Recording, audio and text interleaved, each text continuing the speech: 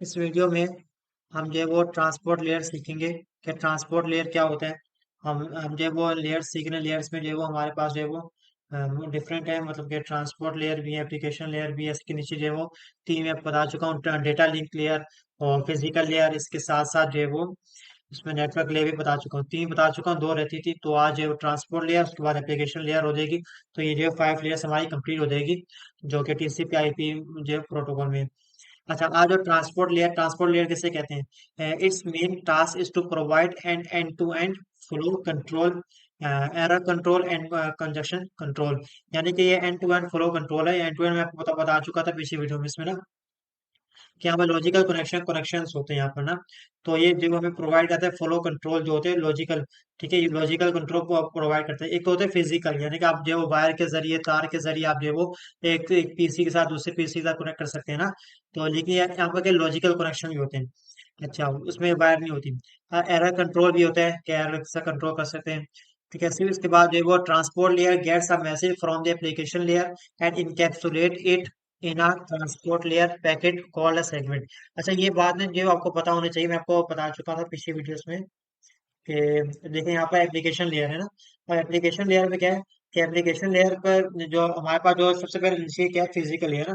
Physical layer पे जो data आते हैं ना, वो डेटा लिंक से आता है, उसके ऊपर वाली जो लिंक से डेटा लिंक लेयर पे जो डेटा आते हैं वो उसके ऊपर वाली लिंक से आता है। और क्या नाम है उसका? Network layer. और नेटवर्क लेयर पे जो डेटा आते हैं वो कहाँ से आता है? ट्रांसपोर्ट लेयर से आता है। और ट्रांसपोर्ट लेयर से डेटा कहाँ से आता है? एप्लीकेशन लेयर से आते हैं ना। उसके बाद जब वो रिवर्स होकर जाएगा तो फिर जो वो नीचे से ऊपर जाएगा। अच्छा जी। अब यहाँ पर क्या कह रहे हैं, यहाँ पर कह रहे हैं कि भाई जो मैसेज आता है ट्रांसपोर्ट लेयर से, तो वहाँ कहाँ से आता है? ऊपर से आता है, यानी कि एप्लीकेशन लेयर से आता है। इसके फर्स्ट लेयर है वो क्या है? एप्लीकेशन लेयर है। फिर जब ट्रांसपोर्ट लेयर क्या करता है, उसको इनकैप्सुलेट कर देता है। किसमें कर देते हैं? उसमें एक पैकेट होता है, उस पैकेट का नाम होता है सेगमेंट ना। अच्छा, ट्रांसपोर्ट लेयर जो पैकेट पैकेट में जो वो उसको इनकैप्सुलेट कर लेता है, उस पैकेट को कहते हैं सेगमेंट कहते हैं। और नेटवर्क लेयर जब जो वो करता है, तो उसको जो यहाँ पर लिखा हुआ है, मैं आपको दिखा देता हूँ। अब ये डेटा लिंक लेयर है। अब डेटा लिंक लेयर पे ये जो वो इनकैप्सुलेट करता है, तो क्या करता है? फ्रेम में करता है ना। जैसे ट्रांसपोर्ट नेटवर्क लेयर भी करता है, इसको कहते हैं डेटाग्राम कहते हैं। अब लेकिन ये ट्रांसपोर्ट लेयर जब इनकैप्सुलेट करेगा ना उस डेटा को, तो उसको कहेंगे सेगमेंट कहेंगे। अब आप इससे इस डायग्राम पर जो वो आपको दिख रही है, यहाँ पर पहली डायग्राम देखिए आप।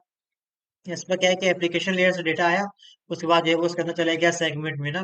ट्रांसपोर्ट लेयर उसमें अंदर सेगमेंट लिखे हैं, आपको दिखने होंगे H4, उसके बाद डेटा, ये सेगमेंट है।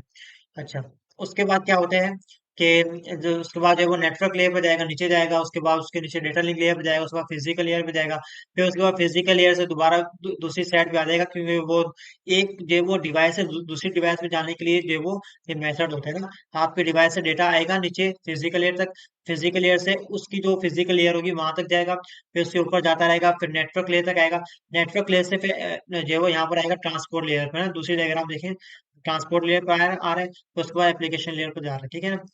तो ये डायग्राम मैं आपको पिछली वीडियो से बता चुका हूँ, काइंड आप इसको देख लीजिएगा। अगर इसके सर्विसेज पे आ जाते हैं, सर्विसेज क्या है, इसके रिस्पॉन्सिबिलिटीज क्या है, तो ये आप देख लीजिए। सेगमेंटेशन है, री असेंबली है, यानी कि मैसेज है वो डिवाइड होता है सेगमेंट्स में, ये मैं आपको बता चुका हूँ ना।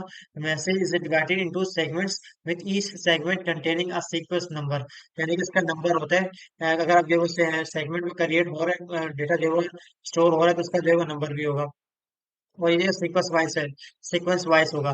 These numbers are used in message reassembling and identify and replace lost packets. ठीक है। अब ये जो नंबर्स होते हैं ना, ये बेसिकली क्यों यूज होते हैं मैसेज में? क्योंकि ये वो रीअसेंबली के लिए यूज होते हैं। रीअसेंबली क्यों कर रहे हैं हम पता है? क्योंकि जब हम एक डिवाइस से दूसरी डिवाइस में डेटा जाते हैं ना, उसको फिर रीअसेंबली भी करेंगे दूसरी डिवाइस में। अच्छा, उसके बाद क्या करते हैं कि आइडेंटिफाई करते हैं, और जो अगर पैकेट्स वगैरह लॉस हो जाते हैं, तो फिर नंबर के जरिए हम जो है वो उसको आइडेंटिफाई कर सकते हैं। दूसरा क्या है? Connection control. अब आइदर कनेक्शन ओरिएंटेड होता है या फिर जो है वो कनेक्शन लेस होते हैं यहाँ पर ना। तो मैं आपको नेक्स्ट इसमें बताऊंगा कि भाई कनेक्शन लेस क्या होता है और कनेक्शन ओरिएंटेड क्या होता है। अच्छा, उसके बाद क्या एरर कंट्रोल भी होता है, process to process error control which is usually achieve through retransmission. तो एरर कंट्रोल भी उसमें होता है। सीधा पोर्ट एड्रेस इसका मोस्ट इंपॉर्टेंट है। इसमें जो वो देखो हर एक का जो वो एड्रेस होते हैं ना। अब इसमें यहाँ पर जो एड्रेस है उसको कहते हैं पोर्ट एड्रेस ना। मैं आपको नेक्स्ट वीडियो में नेक्स्ट जो स्लाइड बताता हूँ आपको मैं यहाँ पर। यहाँ पर इसमें मेरा शो हुआ हुआ होगा। देखिए यहाँ पर जो ट्रांसपोर्ट लेयर है, अभी एप्लीकेशन लेयर पर जो एड्रेस होते हैं वो होते हैं स्पेसिफिक एड्रेस होते हैं, वेबसाइट का नेम होते हैं। आपने वेबसाइट का नाम देखा होगा google.com, तो ये क्या होता है, एप्लीकेशन लेयर पे होता है ना। आप जब एप्लीकेशन पे जाते हैं, आप गूगल में जाएंगे तो आप जो वो गूगल में जाकर गूगल का नाम लिखेंगे, google.com, या जो भी जो वो माइक्रोसॉफ्ट कुछ भी आप लिखना चाहें तो आप डोमेन लिखेंगे, तो उसको कहते हैं एप्लीकेशन लेयर, ठीक है। इसलिए जब आप ट्रांसपोर्ट लेयर में आएंगे तो उसका लोकल एड्रेस होगा।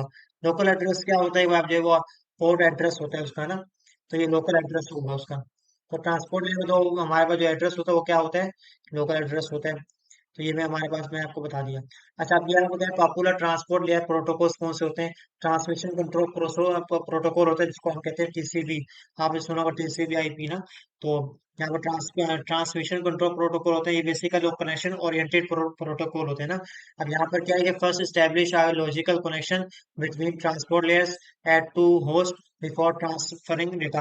यानी कि जब भी आप देखो एक डिवाइस से दूसरी डिवाइस में डेटा पहुंचाना चाहते हैं ना, तो आपको सबसे पहले क्या करना पड़ेगा, टीसीपी आई टीसीपी में क्या करना पड़ेगा कि आपको जो लॉजिकल कनेक्शन करना पड़ेगा दो दो होस्ट के दरमियान, दो डिवाइसेस के दरमियान।